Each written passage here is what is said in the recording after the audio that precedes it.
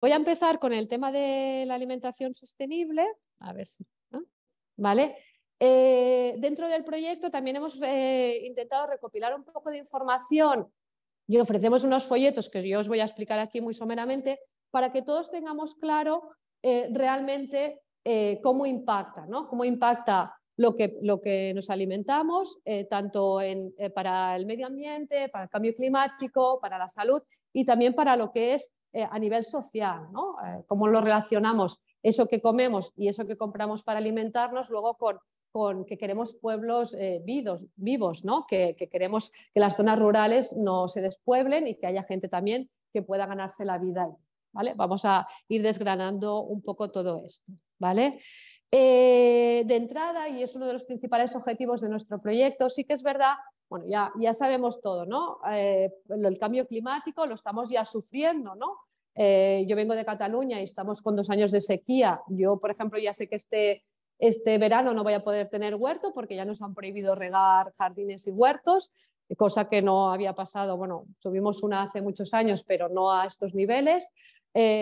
También yo recuerdo que el verano pasado Galicia eres noticia porque os faltaba un montón de agua. O sea, estamos viendo, ¿no? Cómo el frío llega muy tarde, en Navidad pasamos calor, entonces ya todo el mundo tiene muy claro que el cambio climático es una realidad, aunque los científicos hacía ya muchos años que nos advertían, pero ahora ya lo estamos viviendo, ¿no?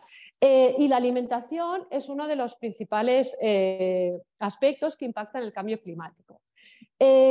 No solo directamente, si lo desgranamos, y esto hay el panel, sabes que hay un panel de científicos y expertos que hace muchos años que analiza los diferentes aspectos que impactan el cambio climático, entonces ellos han dicho, bueno, lo que es propiamente la producción de alimentos, que pensamos sobre todo en la producción de alimentos, todo lo que es el uso de pesticidas y de abonos químicos, eso se gasta muchísima energía para producirlos. Entonces, una cosa que igual cuando pensamos en cómo impacta la agricultura y la ganadería del cambio climático, pensamos más en los tractores, pero no es tanto eso como los pesticidas y sobre todo los abonos químicos. Fabricar un abono químico energéticamente es muy costoso, ¿vale? Y se emiten gases con efecto invernadero. Pero ¿qué es la agricultura y la ganadería en sí? Hablaríamos entre un 9 y un 14%. Pero luego hay otros aspectos, por ejemplo, que es lo que se llama el uso de la tierra, que es todos esos bosques, evidentemente no en nuestro país, pero nosotros también en nuestro sistema alimentario pensar que la mayoría de los animales que se alimentan a base de pienso es pienso que se ha producido a base de soja y maíz que viene de Brasil y de Argentina, donde se ha destruido, eso también ha salido en las noticias, se ha destruido selva para el pasto, para el ganado y también para cultivar este tipo de este maíz y esta soja. Por tanto, nosotros en cierta manera, cuando compramos un lomo de cerdo convencional, somos responsables de ese impacto climático, aunque no lo sepamos, ¿vale? Y eso es un 18% del impacto climático que tiene nuestro modelo alimentario, ¿vale? Por eso es verdad que reducir nuestro consumo de carne realmente tiene un impacto en la reducción de esos gases con efecto invernadero. Luego también estamos hablando del transporte de la comida, que sí que es verdad que decimos que traer la comida de lugares muy lejanos tiene ese impacto, eso sería entre un 5 y un 10%. Y una cosa también muy importante tener en cuenta es la comida que tiramos. Eso es entre un 5, un 8 y un 10% de la emisión de gases de efecto invernadero de producir alimentos es debido a toda la comida que tiramos. Porque tenéis que tener en cuenta que, claro, toda esa comida que nosotros tiramos, se nos estropea en la nevera, a veces pensamos, no, donde se tira mucha comida es en los supermercados o en los restaurantes. No, la mayoría de la comida que se tira lo hacemos en nuestros hogares, ¿vale? Entonces, toda esa comida que se tira, pensad que se ha usado agua para producirla, se han usado pesticidas para producirla, igual se ha traído de la otra punta del mundo, o sea, se han emitido unos gases de efecto invernadero para nada, porque esa comida la acabamos tirando y eso es un 10%. Por tanto, globalmente estamos hablando casi entre un 25 y un 30% de algo que hacemos cada día y que nosotros sí que somos responsables.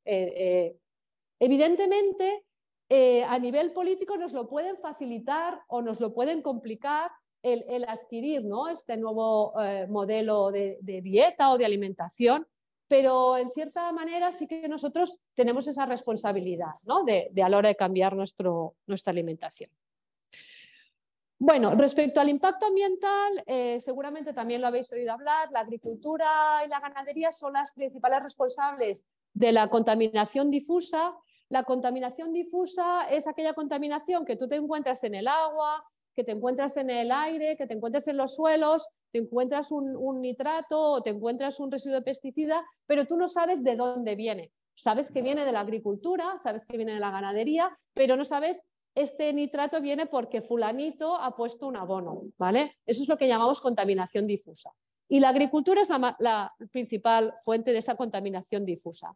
Esa contaminación difusa, sobre todo los nitratos y pesticidas, están contaminando todos los ecosistemas y tiene un impacto también muy grande todo lo que es la reducción de la biodiversidad. Seguro que habéis oído hablar de que estamos perdiendo cantidades ingentes de biodiversidad.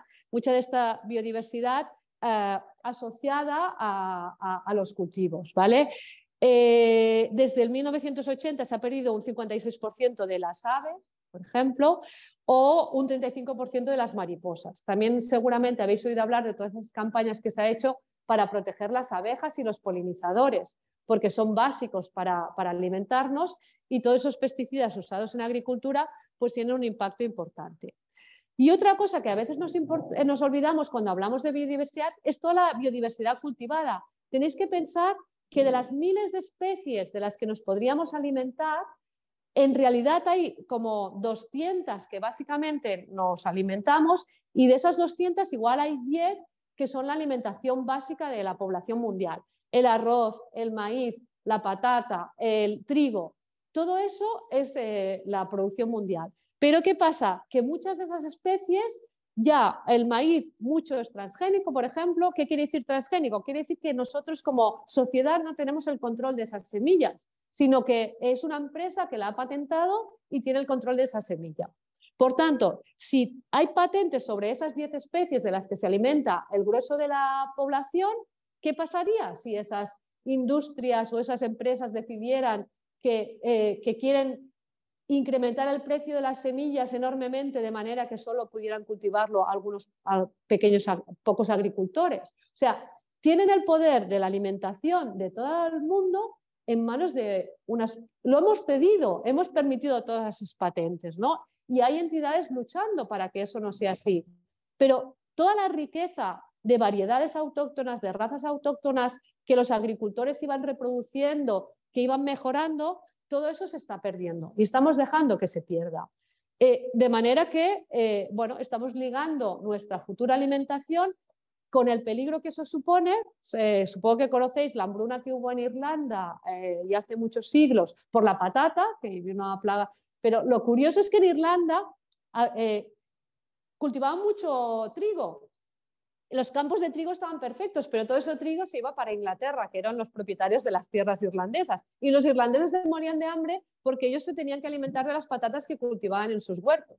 Entonces, era una paradoja, pero yo creo que es algo que nos puede servir de modelo, porque nos podemos encontrar que tenemos todos los campos cultivados de maíz transgénico y ese maíz transgénico, el propietario, que es una gran multinacional, decide que se lo va a vender, me lo invento, a la China, y estarnos muriendo todos aquí de hambre porque ha habido una plaga que afecta a las patatas o lo que sea. O sea, eso puede volver a pasar y es muy importante no ceder nuestra soberanía alimentaria, que es un aspecto a tener en cuenta.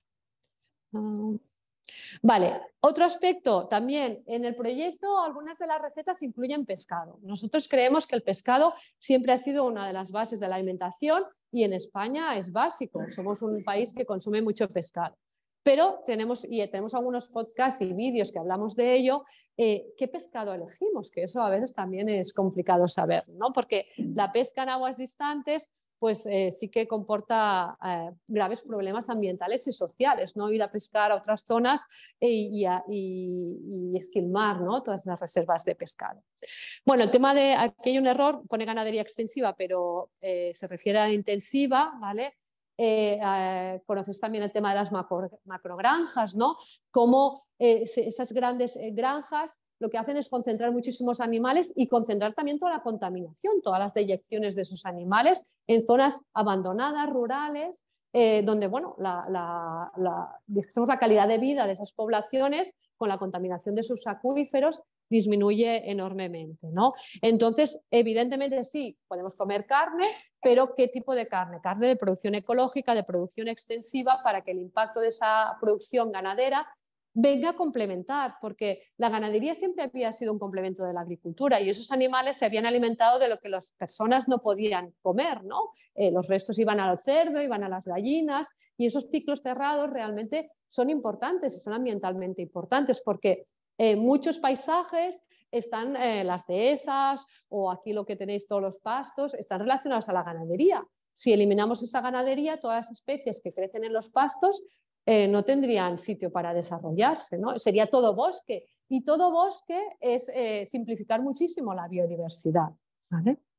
Bueno, y el tema del suelo, ¿no? De proteger el suelo, la erosión del suelo. Si no tenemos suelo, tampoco no podemos cultivar. Y estamos hablando que un 30% del suelo en España está ya en proceso grave de erosión. Estamos perdiendo nuestros suelos con este modelo de agricultura y también de ganadería intensiva. Respecto a la salud, lo que os comentaba, que luego Nicolás Olea pues, nos dará muchas pistas más, ¿vale? Pero la OMS ya afirma que 6 de cada 10 enfermedades tienen una relación directa con lo que estamos comiendo, ¿vale? Ya intuitivamente sabemos que algo está pasando, ¿no? Gente con diabetes, gente con alergias, obesidad, ¿qué nos está pasando? Enfermedades degenerativas, ¿vale? Pero lo que vemos, por ejemplo, es que en España es uno de los países del mundo con una menor tasa de mortalidad y mayor esperanza de vida. ¿Pero por qué? Porque nuestros mayores se alimentaban mucho mejor que nosotros. Yo no sé qué va a pasar de aquí a un tiempo con esa tasa de mortalidad y esperanza de vida. La gente que ahora, sabéis que la mayoría de personas con más de 100 años viven en España, pero son gente que se alimentaron en un momento donde realmente había una dieta mediterránea, una dieta más relacionada con la tradición,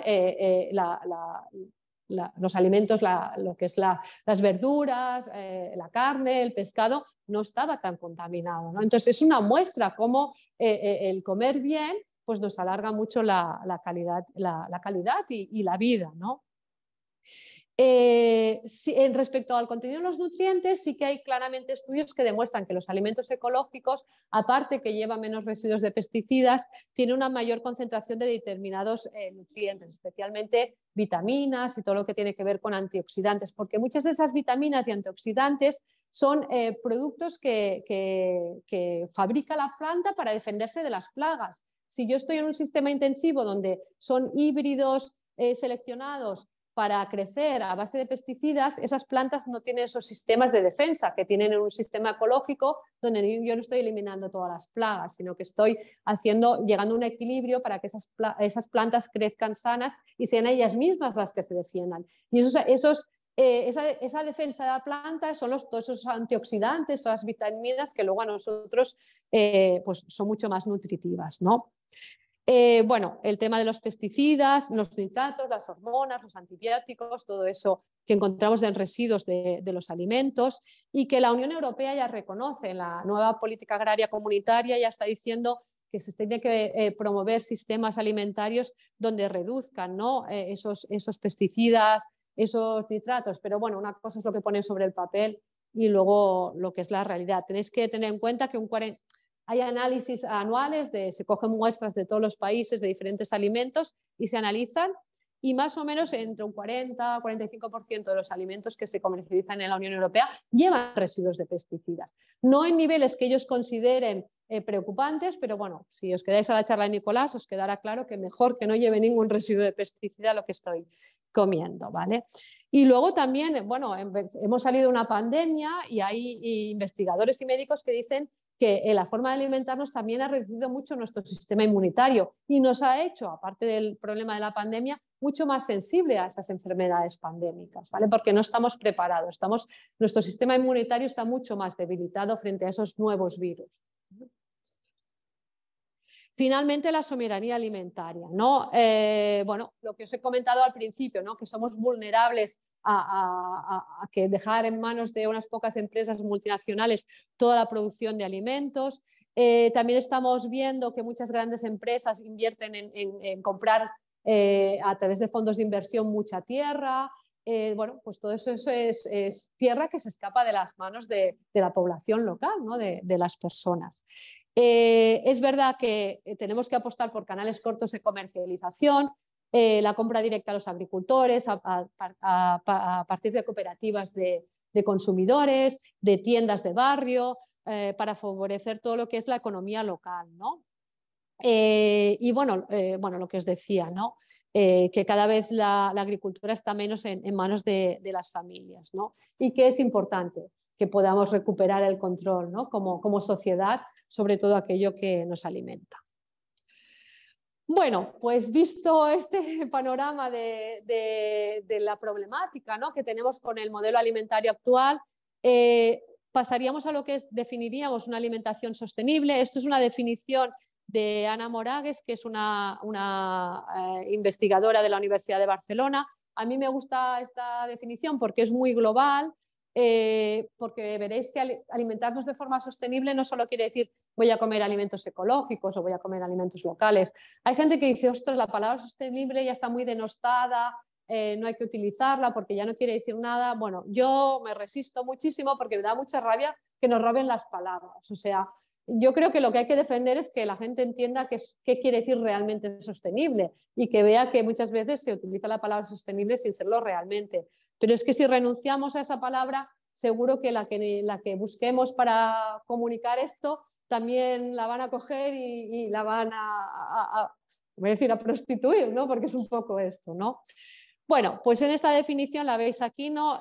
Consiste en alimentar a toda la población, porque eso también es clave, ¿no? No sirve de nada que nuestra alimentación sea sostenible si al final vamos a ser unos pocos solo los que vamos a poder pagar o comprar esos alimentos y vamos a tener una gran parte de la población alimentándose mal. Sabéis que la mala alimentación está muy relacionada también con la pobreza, porque estamos en un sistema alimentario donde comprar una pizza congelada y una Coca-Cola es más barato que comer fruta, verdura y pescado. Y eso es una pena, es una lástima, ¿no? Que lo que tendría que realmente ser más accesible al final acabe siendo. Y bueno, yo creo que también la industria alimentaria tiene mucha responsabilidad, ¿no? Porque es una manera, todos esos productos tan ultraprocesados a precios tan baratos, es un reclamo para ellos, para que la gente vaya a comprar a las grandes superficies, porque al fin y al cabo es lo que al final parece que nos guste, ¿no? Las patatas fritas y todas estas cosas, ¿no? Bueno, es importante que sea toda la población, a todas las personas, a los planetas y también al territorio, ¿no? Y bueno, tenemos que toda la cadena. Cuando hablamos de alimentación sostenible, estamos hablando de toda la cadena, ¿eh? De la producción, de la transformación, de la venta, de la compra, del consumo. Todo eso tiene que crear prosperidad, promover la justicia social y cuidar, conservar, regenerar todos los recursos y los ecosistemas, ¿no?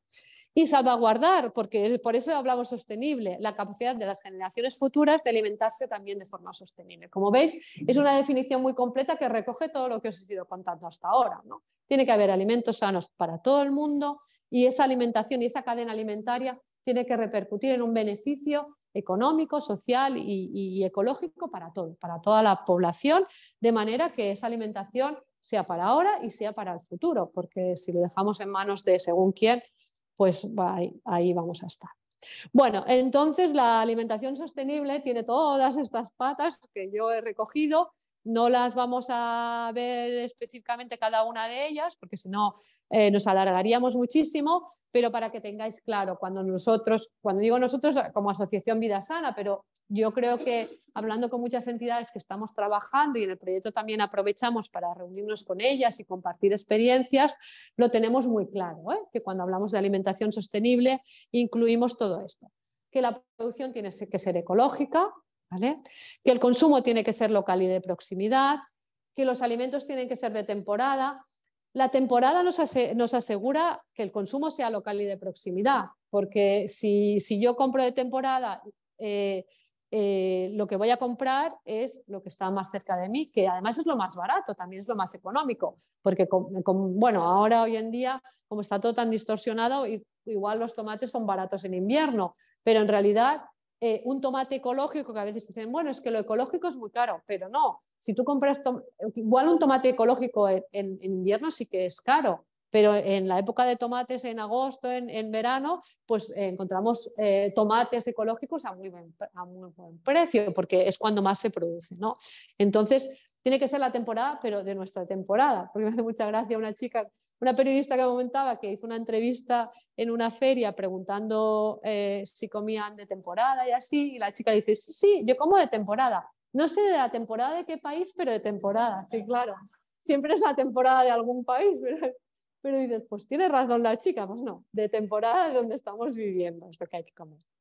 Hay que garantizar la seguridad alimentaria. Por seguridad alimentaria, cuando hablamos aquí, estamos hablando que esos alimentos no tienen que tener ningún tipo de residuos ni de contaminación. Tenemos que reducir el desperdicio alimentario, eso está claro, ¿vale? Tenemos que reducir los residuos. También los residuos están muy directamente implicados con el cambio climático y la alimentación. Pues bueno, casi todo lo que compramos viene envuelto en algo. Sí que es verdad que siempre que reducimos los procesados, pues reducimos los envases, pero bueno, pues hay que comprar a granel, hay que ir al mercado y llevarnos nuestras bolsas de tela, lo que sea, para no comprar 4 zanahorias en una bandeja de por spam y envuelta en un plástico, porque sabéis que los residuos de plástico y otros residuos es un problema gravísimo, un problema para los mares. Dicen que en el 2050 la mitad va a haber más plástico que peces en el mar. Yo no sé qué estamos esperando. Pero es un problemón en todo el tema de los residuos, porque aunque ahora haya muchos esfuerzos en los plásticos compostables, por ejemplo, ¿vale? Son compostables, pero tampoco no tenemos las plantas de compostaje para compostar eso, porque si cogéis un plástico compostable y lo ponéis en vuestro compostador, veréis que eso sigue y sigue y sigue, porque eso es compostable a una temperatura elevada, pero no a la temperatura que tenemos en nuestro compostador. Entonces, también la reducción de los residuos en nuestra compra impacta en nuestro modelo de alimentación sostenible. La soberanía alimentaria, lo que os comentaba, que la sociedad en su conjunto tenga el control sobre las tierras, sobre la producción. Yo no digo que haya que expropiar todas las tierras, pero que tienen que estar en manos de los agricultores y los ganaderos de la agricultura familiar, no en manos de grandes fondos de inversión. El comercio justo también hay que tenerlo en cuenta, porque aunque digamos que hay que comer local y de temporada, bueno, tenemos muchos productos que vienen de fuera, el cacao, el café, el té, no podemos cultivarlo aquí y seguramente muy pocos estamos dispuestos a renunciar a ello. Entonces, bueno, el comercio justo nos asegura que se mantienen esas relaciones justas, pagando un precio pues, justo a esos productores en países que están más pobres que nosotros, ¿no? Y por último, las cadenas cortas de comercialización, que es lo que os comentaba antes, ¿eh? Cuanto más corta, más próxima, más nos aseguramos que tenemos esa economía local y que estamos ayudando a afianzar las poblaciones en zonas rurales cercanas de nuestras ciudades, ¿no? Incluso la agricultura periurbana, que en muchas ciudades pues con todas estas rondas y todas estas infraestructuras se han destruido una parte importante de las tierras cercanas que alimentaban a las ciudades, y durante la pandemia nos dimos cuenta, ¿no? de lo importante que es que los alimentos vengan de lo más cerca posible, porque si no nos podemos encontrar que no los tenemos, ¿no? Si nos bloquean todos los canales de comercialización. Bueno, que sepáis que la alimentación también está incluida dentro de los Objetivos de Desarrollo Sostenible que promueve la ONU. Ahora todo el mundo habla de esto, de los famosos ODS, y este círculo, incluso los políticos llevan ya la chapita aquí.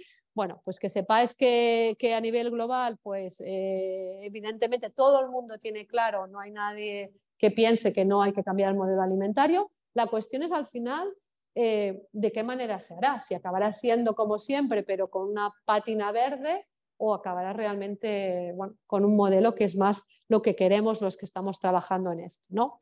La Unión Europea también en su Pacto Verde Europeo, de hecho este proyecto forma parte del Pacto Verde Europeo con la idea de promocionar actividades que tengan que ver, y entonces dentro del Pacto Verde Europeo una de las patas es el Farm to Fork, que es del campo o de la granja a la mesa o al plato, según como queráis decirle, ¿vale? Y esta estrategia, bueno, ya tenía en cuenta que la producción de alimentos tiene que ser sostenible, tanto bueno, toda la cadena, ¿no? En realidad, desde la Comisión Europea todo esto ya lo tienen claro y todo esto ya está puesto por escrito. La cuestión es luego al final en qué se acaba convirtiendo, porque tenemos toda esta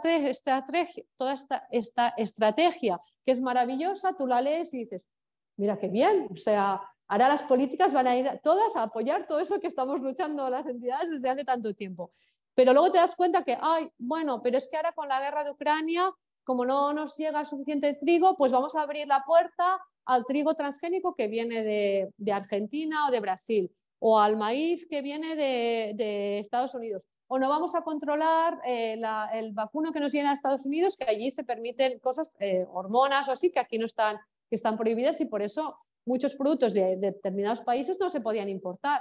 Pero ahora con la excusa de la guerra de Ucrania, pues que no, que esto no puede ser, que esto estamos pidiendo que la estrategia pide que un 25% de la superficie de toda Europa sea ecológica en 2030, que 2030 es ya, o sea, faltan nada, 7 años, pero eso pasa volando. Y entonces ya dicen, no, esto no puede ser, los países sobre todo, muchos países, entre ellos España, no, esto no puede ser, porque ahora con todos los problemas que tienen los productores, con la subida del precio del gasoil y los abonos nitrogenados ahora son carísimos, en lugar de decir, no, pues nosotros aprovechamos, ¿no? Y aceleramos esta transformación que es urgentísima. O sea, si la alimentación impacta en un 30% en el cambio climático y tenemos esta urgencia climática, ahora nos vamos a poner moratorias de todas esas cosas tan maravillosas que nos habíamos escrito y nos habíamos propuesto, porque cualquier cosa nos frena. Entonces, bueno, es lo de siempre, que vamos viendo que el papel todo lo aguanta, pero luego a la hora de la verdad, pues todo es complicado. Bueno, y entonces tenemos lo que es el greenwashing, ¿vale? Que la propia Comisión Europea ya advirtió, esto es un estudio que hizo, una noticia que salió, que decía que el 42% de los anuncios de Internet eran greenwashing, el 42%. Eso en el 2020, yo creo que ahora ya debe ser el 60%. ¿Por qué? Porque las empresas lo ven, que hay esta sensibilidad por parte de las personas consumidoras y dicen, pues sí, hay que vender verde, que eso es lo que interesa, ¿vale? Bueno, ya sabéis que hace muchos años McDonald's ya lo tenía clarísimo, los que más saben, y se cambió la imagen del rojo al verde, y bueno, Coca-Cola también sacó una Coca-Cola Light que simplemente cambió el azúcar por un derivado de la stevia y dijo esto ya es muy verde y esto es muy ecológico, ¿vale? Entonces, bueno, es uno de los temas que nos preocupan, ¿no? Porque si estamos luchando para conseguir que haya este cambio de modelo de alimentación sostenible y las personas que tienen que comprar, los consumidores, no saben exactamente qué van a comprar porque o igual están comprando cosas que ellos creen que realmente es sostenible cuando realmente no lo es, pues lo único que hacemos es poner palos a las ruedas y que ese cambio que queremos todos pues sea mucho más lento y más complicado. Es que nos movemos en una situación muy, muy compleja. Bueno, os voy a explicar brevemente algunas de las técnicas del greenwashing, ¿vale? Estrategias. Una estrategia que seguro que conocéis es lo que se llama imágenes elocuentes, ¿no? Que es utilizar tonos verdes en la etiqueta, imágenes de la naturaleza, que tú lo ves ahí y bueno, pues dices, sí, en la leche de la central asturiana todas las vacas están pastando. Yo no digo que no, igual sí, pero yo lo dudo que todas, al menos todas, pero bueno, pues o estas alitas de pollo con un sello verde que pone alimentación 100% vegetal. Bueno, pues me alegro mucho, pero igual es 100% vegetal de soja transgénica, que eso también es vegetal. Entonces, bueno, pues esto es lo que se llama el uso de imágenes elocuentes. Esta, para no apropiarme yo del término, es una profesora de la Universidad Pompeu Fabra, que está en Cataluña, Fátima Vidal Ayuso, que es la que ha clasificado un poco las estrategias del greenwashing. Otro es lo que llaman productos verdes elaborados por empresas poco sostenibles, que eso es lo que os decía de Coca-Cola, ¿no? O en este caso de Burger King, ¿no? Todas las grandes empresas se apuntan al carro a sacar una línea pues ecológica. Vale, de acuerdo. Igual sí que ese producto es realmente ecológico, es ecológico certificado, lo que sea. pero yo le estoy dando mi dinero a una empresa que es muy poco sostenible globalmente. Entonces, yo sinceramente creo que ese no es el camino. O están producidos esos productos pues a partir de vegetales o lo que sea, en entornos muy poco eficientes, sostenibles o incluso contaminantes. Porque a mí que Coca-Cola me haga una Coca-Cola, aunque fuese ecológica, aunque la cola y sus ingredientes secretos, su azúcar, lo que sea, fuera ecológica certificada y esa Coca-Cola fuera ecológica, si hay, la planta está instalada en un sitio donde no hay agua y se dedican a utilizar todo el agua de la zona para hacer su Coca-Cola, a mí eso no me parece sostenible ni ecológico, ¿vale? Entonces, es importante que lo que compremos también sea de una empresa que realmente sea ecológica en su filosofía, ¿no? Que las hay muchas empresas que lo tienen muy claro, ¿no? Ese cambio, y que están haciendo un esfuerzo porque están compitiendo en un entorno donde hay otras empresas que lo están haciendo nada bien y que tienen mucha más capacidad de llegar a los consumidores a través de la publicidad. Bueno, esto es lo que llaman mensajes relevantes, es que dar importancia a ciertos atributos o componentes de carácter sostenible, aunque el producto no lo sea. Que lo típico ahora es los envases. O sea, en todos los envases de alimentación, de jabón, de cosméticos, lo que sea, te ponen el letrerito diciendo que ese envase es súper sostenible, que me parece muy bien, yo no digo que no se tenga que hacer, pero claro, si pues el tomate Heinz, vale, la botella está hecha de un plástico que es reciclado o lo que sea, vale, pero el ketchup que hay dentro no es ecológico, ni es, o sea, no es nada. Entonces, vale, pues me parece muy bien que tu botella sea hecha a base de plantas o lo que sea, pero eso se utiliza mucho. Entonces, una persona que no sabe ve esa imagen, ve el sellito ese verde y dice ecológico y lo compra, ¿vale? Entonces no está siendo claro. Y eso se utiliza mucho, el tema de los envases, porque es verdad que hay empresas que están haciendo esfuerzos para reducir los envases o hacerlos más reciclables o lo que sea, pero bueno, tú tienes que tener claro que es solo el envase, no lo que hay dentro, lo que es ecológico. Vale, luego lo del lenguaje ambiguo y confuso también se utiliza muchísimo, palabras o terminologías que carecen de un significado claro, ¿vale? Pues en el atún encontramos, yo que sé, calidad responsable, y luego sí que es verdad que tú vas, ellos ponen calidad responsable. Bueno, ¿qué querrá decir calidad responsable? ¿No? Entonces tú vas a su web y sí que hay unos compromisos de la empresa, pero tú no sabes si eso lo están cumpliendo, si no lo están cumpliendo, en qué medida lo están cumpliendo. O, por ejemplo, ahora hay esto es un aceite de oliva virgen extra, muy bien, aceite de oliva de producción sostenible, verificado, ¿vale? Entonces tú vas a la web y miras y yo dije, voy a ver qué cumple, ¿no? Entonces, verificación te dice, se utilizan agroquímicos permitidos por la legislación vigente. Pues muy bien, pues bravo. O sea, ¿qué me está contando? O sea, eso quiere decir, o que hay, que seguro que lo hay, aceite en el mercado donde el productor ha utilizado fitosanitarios prohibidos y esos me están garantizando que no, este señor solo usa los que se permiten. Entonces ya llega un momento que dices, a ver, me está usted tomando el pelo, ¿no? Porque ya es... Y bueno, eso es un ejemplo, pero había otras cosas también en la almazara, no sé qué, no se utilizaba no sé qué, que está prohibido, ¿vale? Pues que el señor no utilice cosas que están prohibidas me parece muy bien, pero que me ponga que es sostenible, porque un señor hace lo que tiene que hacer, es, bueno... Tenía una amiga, lo estoy contando en todas las charlas que doy, porque una amiga me dice, es que claro, las empresas no ponen empresa que paga todos sus impuestos, porque hay cosas que ya tienes que hacerlo, no puede ser un argumento de venta que cumplas lo que la normativa, porque ya es el colmo del colmo, ¿no? Bueno, y luego, por último, lo que serían datos no verificables o poco creíbles, ¿no? Que te empiezan a meter en los envases y en las etiquetas todo un rollo de lo que hacen envases sostenibles porque reduzco el CO2 y no sé qué, y te llevan esto aprobado por la sociedad, no sé qué, y tú dices, ¿y esto cómo lo sé? ¿Cómo lo compruebo? ¿Cómo...?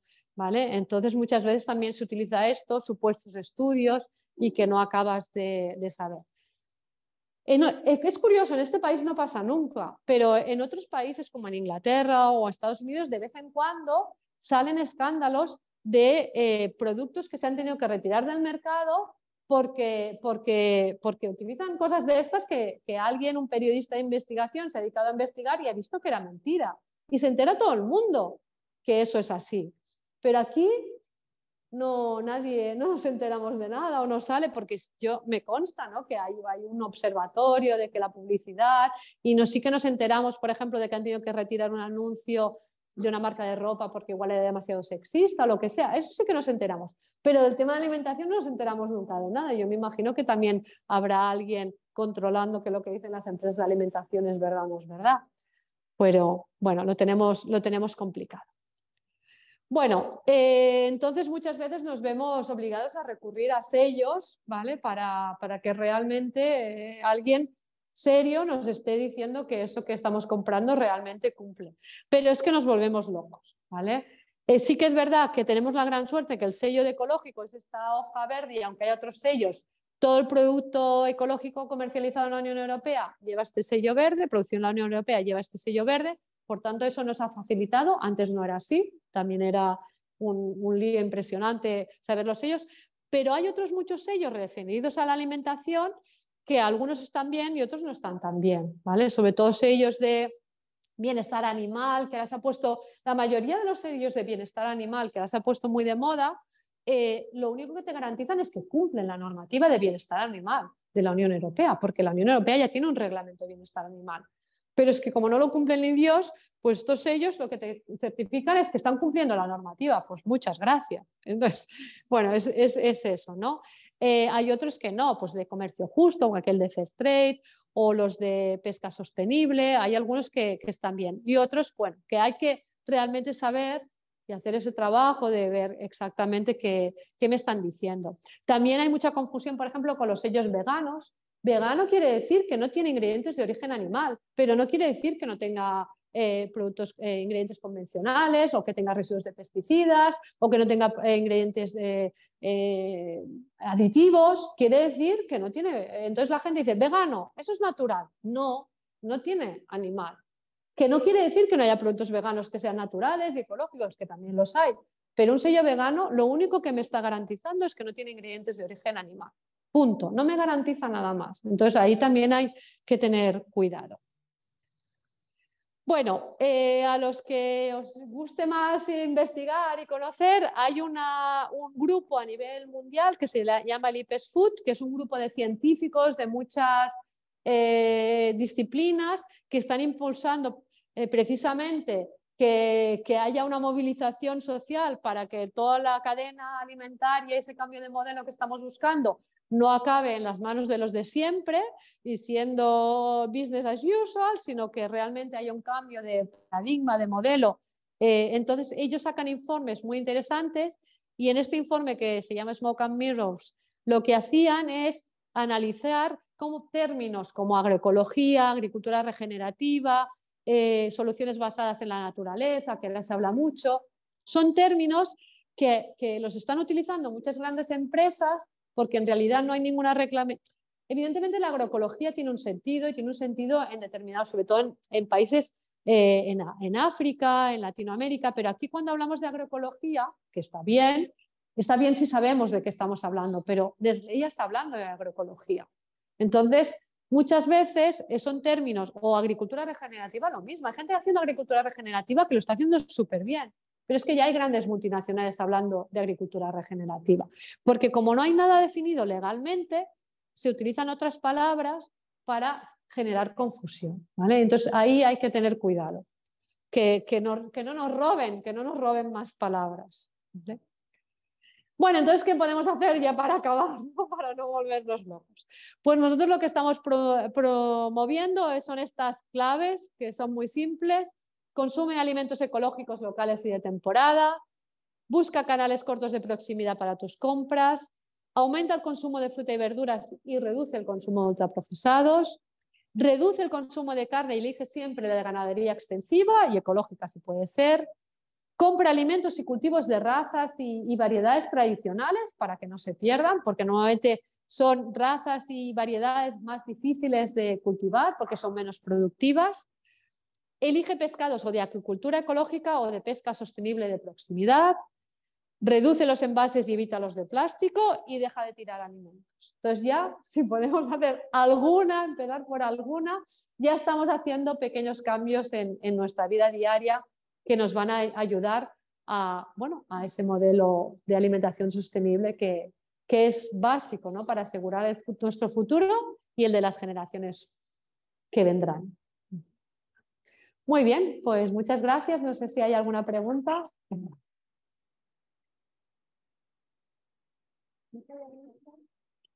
¿Hay alguna pregunta? Sí, espera, que creo que teníamos un micro. Vale, pues así, sí.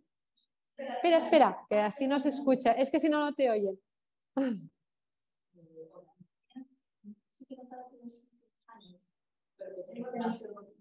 O igual está.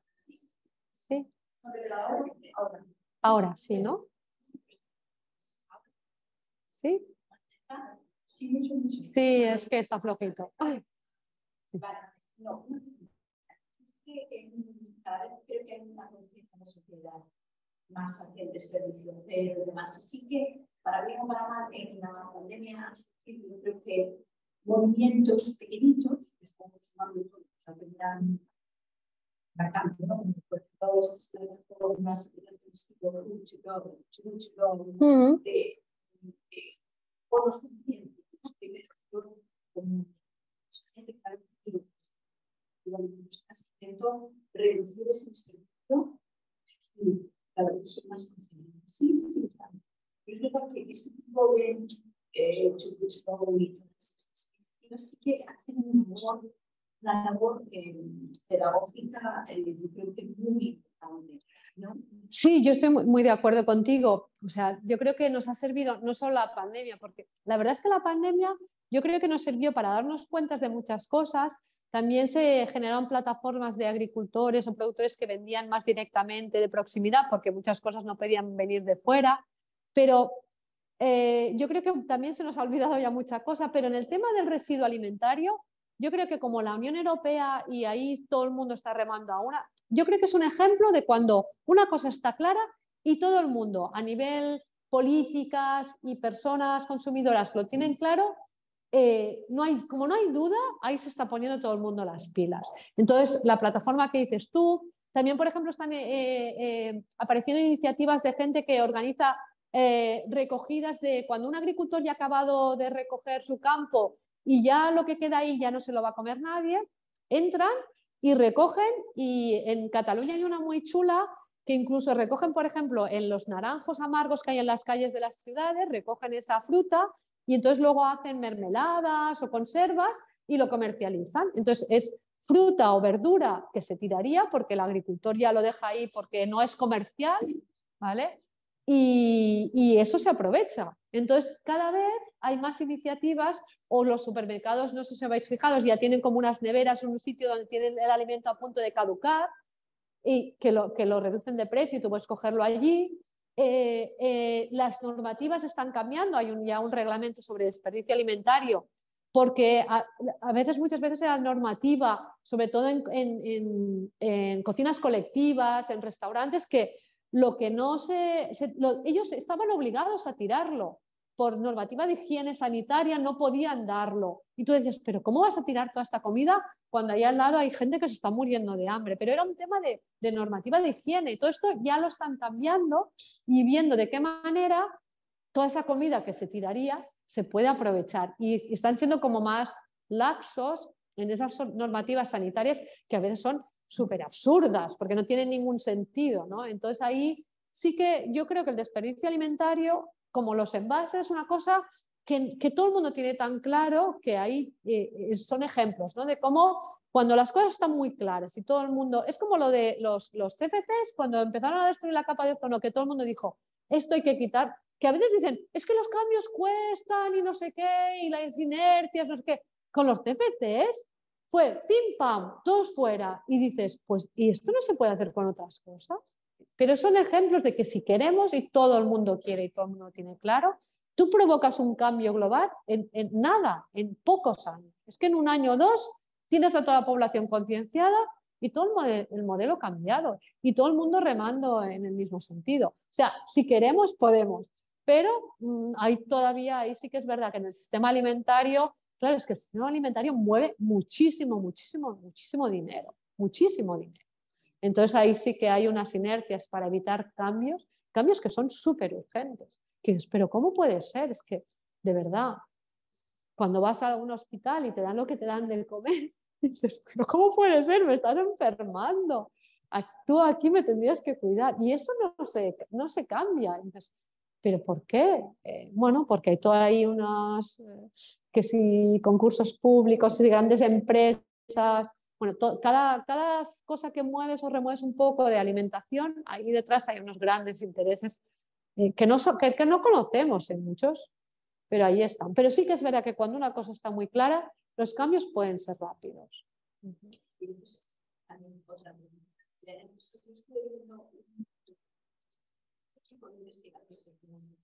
Iban a Bruselas y hablaban de los LOEs, ¿no? Y había un LOE, yo no tenía mi ignorancia, que estaban, caducaban, creo que el año pasado, a finales de año, decía la prórroga del uso de un fertilizante. Un pesticida. De glifosato, sí.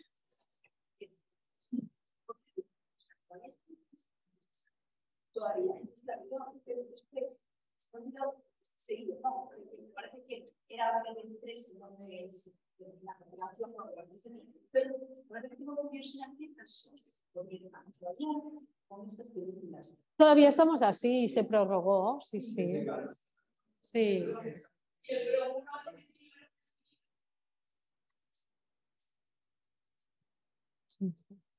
No, el bromuro sí que se puede. A ver, es que hay dos cosas. Una, que esté prohibido, o sea, una cosa es que se consiga prohibir y otra cosa es que una vez prohibido se siga utilizando.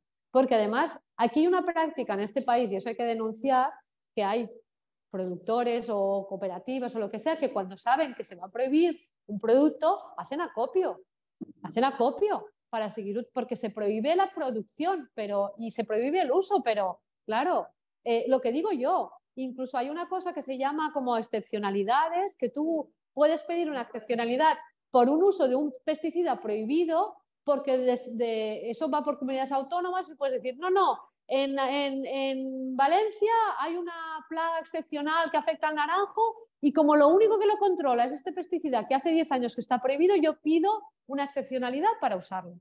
Y esos están, todas las que se piden se dan.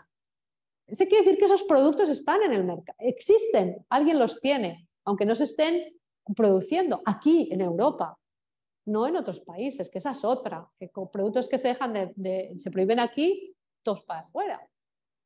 Pero claro, por eso digo que ahí hay unos intereses económicos, pero se sabe ya de mucho tiempo que el glifosato es un desastre a nivel de salud, es un drama, y ya se sabe.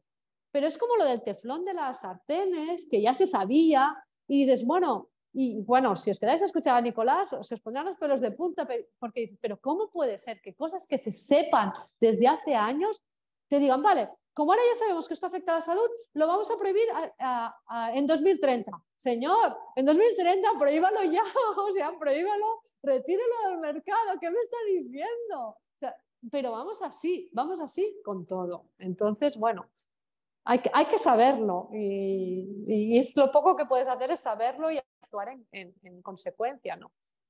Pero que vivimos muy confiados de que hay una autoridad sanitaria que vela por nuestro bienestar y no sé qué, y no es así. O sea, olvidaros, no es así. Tenemos que ser cada uno con nuestra responsabilidad y nuestro esfuerzo, que vayamos a buscar aquellos alimentos que no nos estén perjudicando, porque si esperemos que alguien nos proteja, no es así. ¿Vale? Bueno, pues muchas gracias.